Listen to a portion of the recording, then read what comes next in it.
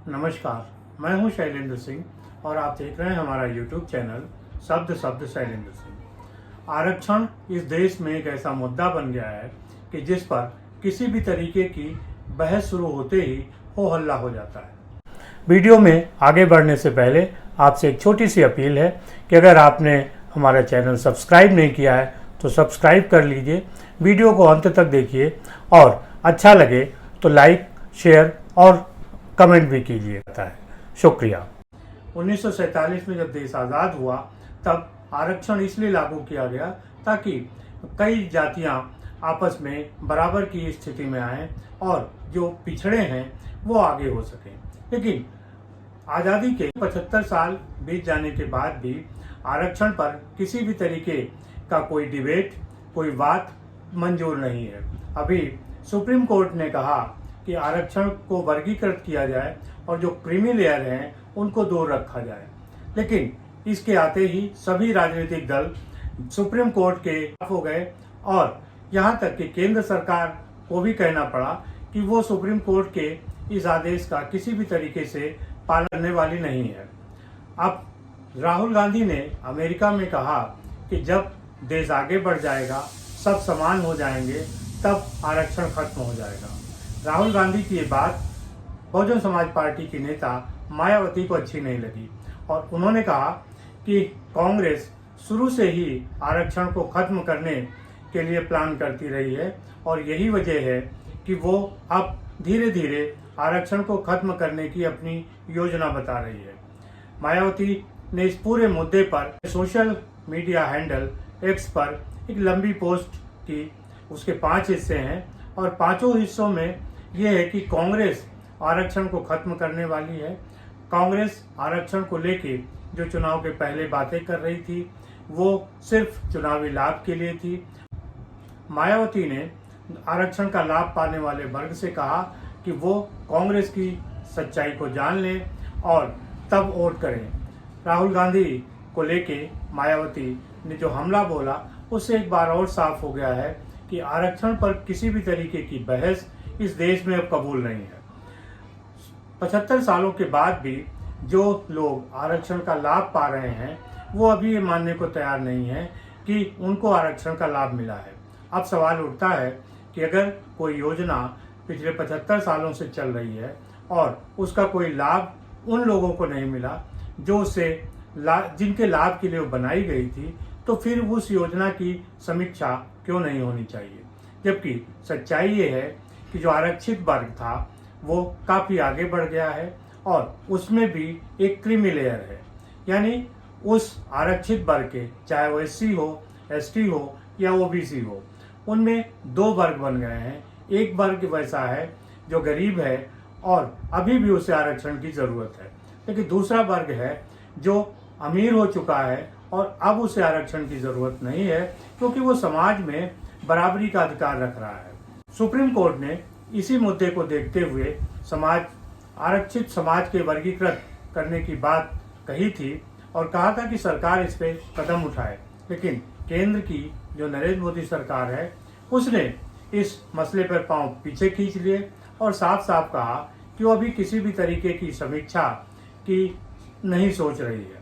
इसकी खास वजह यह है कि भारतीय जनता पार्टी को 2024 के लोकसभा चुनाव में जो सबसे अधिक नुकसान हुआ वो आरक्षण के मुद्दे पर ही हुआ। विपक्ष ने ये नैरेटिव बनाने में सफलता हासिल कर ली कि जब भारतीय जनता पार्टी को 400 सीटें मिल जाएंगी तो वो संविधान को खत्म करके आरक्षण को भी खत्म कर लेगी, यानी संविधान और आरक्षण दोनों खतरे में है। इस आशंका से घिरे आरक्षित वर्ग के लोगों ने भारतीय जनता पार्टी के खिलाफ वोट किया और भारतीय जनता पार्टी बहुमत से दूर हो गई। ऐसे में भारतीय जनता पार्टी हर कदम फूंक फूंक के रख रही है। यही वजह है कि जब सुप्रीम कोर्ट ने आरक्षण के वर्गीकरण पर अपनी टिप्पणी की तो सबसे पहले भारतीय जनता पार्टी की केंद्र सरकार ने हाथ उठा दिए और सफाई देते इस किसी भी मुद्दे पर समीक्षा से इनकार कर दिया। हालांकि भारतीय जनता पार्टी शुरू से ही आर्थिक आधार पर आरक्षण के पैरोकार रही है, लेकिन अब धीरे धीरे उसे लग रहा है कि अगर आरक्षण पे बात होगी तो एक बड़ा वोट बैंक उसके साथ खड़ा नहीं होगा। इस चुनाव में विपक्ष यानी राहुल गांधी और कांग्रेस के साथ जो सहयोगी दल थे, इंडी गठबंधन, उन्होंने आरक्षण और संविधान बचाने के नाम पर वोट मांगा और उसके बाद उन्होंने कहा भी कि आरक्षण को बचाने के लिए जो वोट दिया है जनता ने वो उसके साथ है।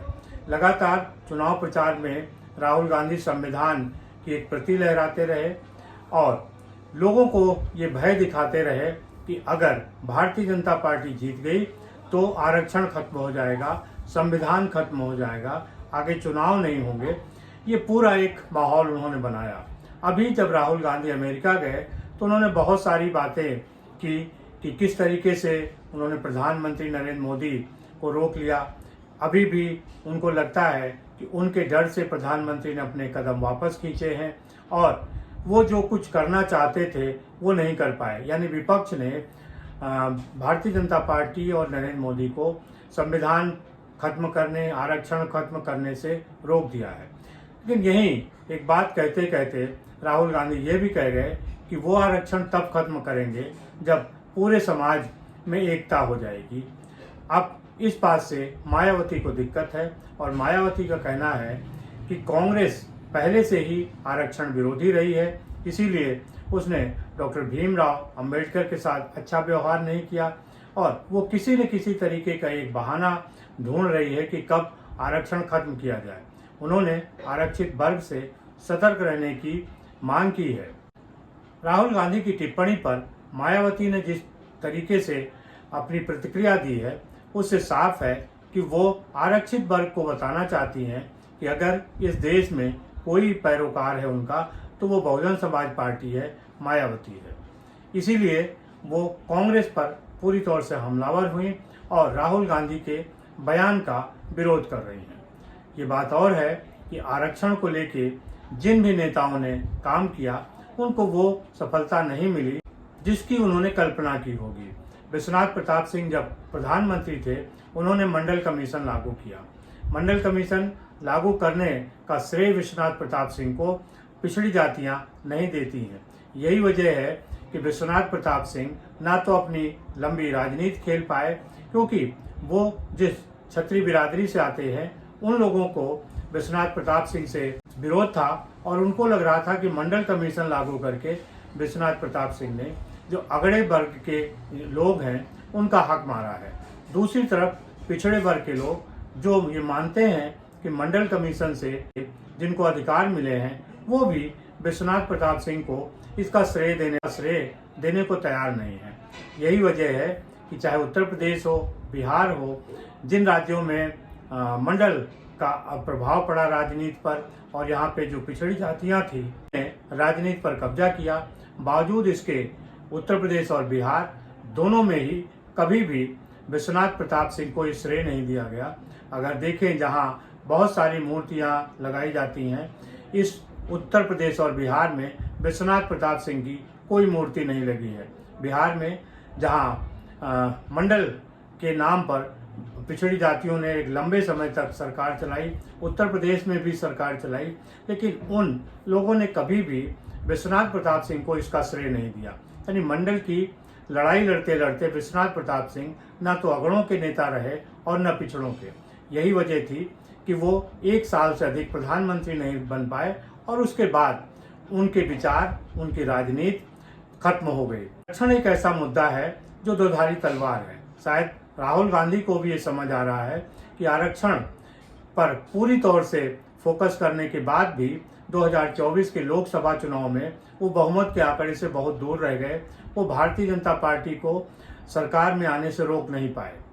ऐसे में उनको लग रहा है कि अगर सवर्ण बिरादरी उनके साथ नहीं होगी तो वो फिर एक बार सत्ता से दूर रहेंगे, क्योंकि कांग्रेस में भी सवर्ण का एक कब्जा है, भाव है और उनको नकार के कांग्रेस कभी भी सरकार नहीं बना सकती।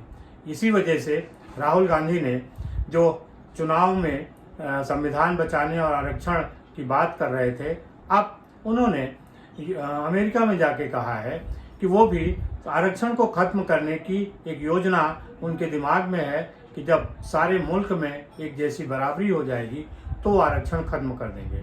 मायावती को इसी से दिक्कत है और उनका कहना है कि कांग्रेस सदा से आरक्षण विरोधी रही है और आरक्षण को खत्म करने का कोई न कोई बहाना वो खोजती रहती है। राहुल गांधी ने ये बात कह के अपना प्लान बता दिया है। अब आपको क्या लगता है कि आरक्षण के चलते देश की राजनीति और समाज जिसको जोड़ने की बात की गई थी, क्या आरक्षण अब एक दूसरे के बीच अलगाव का कारण बन गया है और ये स्थितियां क्या कम होंगी या आरक्षण के चलते ये जो खाई है वो चौड़ी होती जाएगी? जरूर बताइएगा। शुक्रिया, धन्यवाद।